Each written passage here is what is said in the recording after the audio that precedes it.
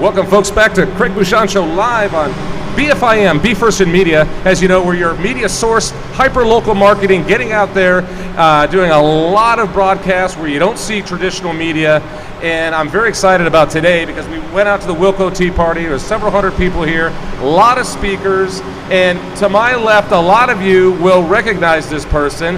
And I'm very excited to have her on the show. And to my farther left, a member of her family, and this is Janine Turner and her daughter Juliette. Yeah. Say hello to everybody. Hello. How you doing? Well, welcome to the show. It's so funny. We're in this hangar, and we got 18-wheelers pulling out. We got planes about to pull in. This is grassroots. It is grassroots. You know? I love it. And I love this stuff. And that's what's so exciting about what we're doing with our media world. I mean, we are the biggest issue that I find is that media is not showing up like they should to events like this. They're not. They're not.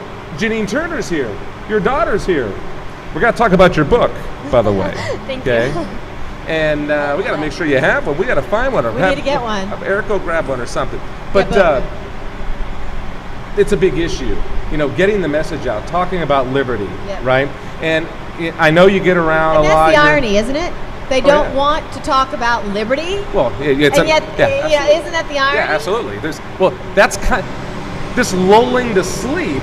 The old boiling of the frog, as that saying goes, right? You know, how does it happen in a place where liberty is so, it's everywhere around us. And it's a matter of the one person standing up and saying, you know, the modern thing is, you know, go from the old, damn it, we're not going to take it anymore. But the reality is, maybe it's too easy sometimes. Maybe it's not that hard to keep in people's minds so they don't even pay attention anymore. Well, you know, in the olden days, in the beginning of our republic, the papers were pronounced. They said, we are a republic, you know, we are a federalist paper. Right. We are a Democratic Republican paper. Right. And so you knew when you picked up the paper, you were getting a paper.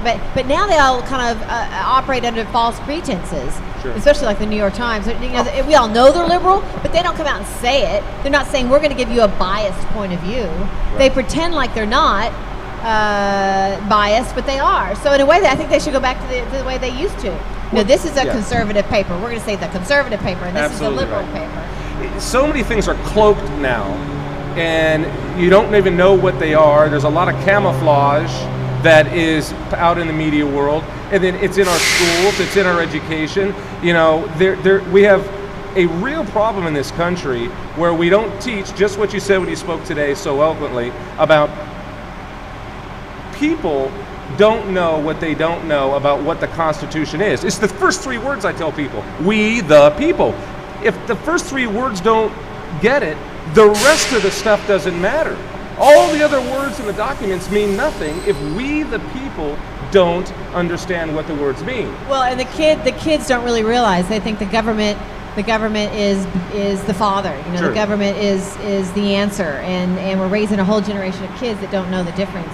That actually it's no. The republic is set up that we rule through our representatives, and if our kids aren't taught that, it's a lot of even there are a lot of people even of our generation and younger that don't understand how it really is supposed to work. Well, yeah, I was talking earlier. I was with Greg Abbott yesterday, and had him on the show, and we talked about taxation without representation.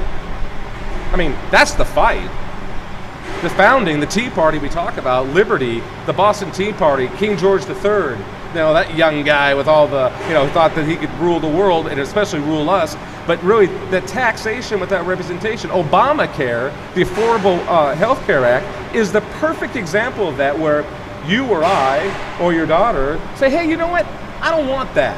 And the government says, well, okay, we can't make you buy it, but we're going to fine you, we're going to tax you for not doing it. And so then I say, what do I get in return? I said to Greg Abbott, how is it that the government can charge me a tax and I get zero in return? Nothing. That is the truest depiction in our face of taxation without representation. How is it the Supreme Court could make that justification? That's right. How can that happen? And it's happening in front of our eyes. And you and I were talking about the judges, you know, earlier. Sure. And I'll never forget the day that the Supreme Court decision was announced. I mean, this summer, how shocked we all were that they found it to be constitutional, because it's not, as far as our concerned. Absolutely right. And that brings the argument of they may have helped us when they did that, really, when they said it was a tax. because it defines we are official. It's official. There's no arguing anymore. Right. We are now. That's not being brought up in the election much. No, it's not. You know, and it is. I guess the hope is just we all know that Romney will overturn it in the constitutional way that it can be done. But it's interesting trying to talk with that Mack truck over there. Isn't it? Well, it makes you really stay focused. Yeah. We have our filters on, thank goodness. But it is funny. We're out here in the environments. But let's get your daughter in on this. Okay, let's get Juliette on this. You now have a book out. Okay, welcome to the show, by the way. Thank you for having me. Absolutely. Tell the folks, about your book. I mean, how old are you? I'm 14. You're 14 years old, so there is hope for the future. Look at your son over there, strapping. Right. He's 18 years old, no doubt about it. Gentleman there. So, why'd you do it? Well, I just think it's so important that my generation knows about the Constitution because we're the future voters of America, and we are the future. And if we don't know the Constitution, we won't know how to protect it, and we won't know how. We don't know how to vote people into office who will preserve and protect the Constitution. Because right now, people are voting, and first of all, they're saying, "Oh, why vote?" And I'm like, "Come on, that's your voice in government. We're a republic." And then also, but if we don't know the Constitution, then we'll vote people into office who won't stand by the Constitution and won't abide by it and won't keep us on the path to prosperity. Yeah. Yeah, John Adams said liberty cannot be preserved without a general knowledge among the people. That's right. And if you keep the people ignorant, then tyranny can just rear its ugly head. Mm-hmm. And I was going to say this, and I forgot to say it, but Michelle Obama, in the book called The Obamas by Jodi Kantor, sure. There was a review of it in the USA Today, and it said that Jodi Kantor wrote in her book that Michelle Obama doesn't know if true change can be accomplished through the legislative process. Interesting. So what does that tell us? That's they don't right. want the legislative That's exactly They don't right. want the Of Constitution. course not. Because that's where the power is. And here's the book right here, folks. You got to check this out. How do they buy this thing? Where do they go? It's in bookstores all across America, but I've heard it's selling out. So go to Amazon.com or BarnesandNoble.com. I love that web stuff, Exactly. Buy it on the web. Well, you know what? I wish we could spend another hour together. But as you can see, planes are going to be coming in right now. Y'all should do a and we have to get rolling. That truck's huge. I got to have you on the air again. I'll reach out to you. You're awesome. He's awesome. Thank you so much. Thank you for all you're doing. And we'll do some cross chat in Texas. Just to wrap it up, isn't it interesting how you and I were behind the stage talking about the fact that community is what our founding fathers wanted. That's right. Local community, and that we knew best how to rule ourselves. And we've forgotten that because we sit in our chairs and we watch TV and we become kind of more of a kind of a government USA, and that's great, but we're forgetting the uniqueness. Think what it used to be like even back in the 50s to go to different states. It would have been different and unique. Absolutely. And now you go, every state has, it's okay, it's all right, but every state has the same kind of Bed Bath & Beyond. Everything looks the same. Absolutely. But the sense of community, that's why I love traveling all the different states.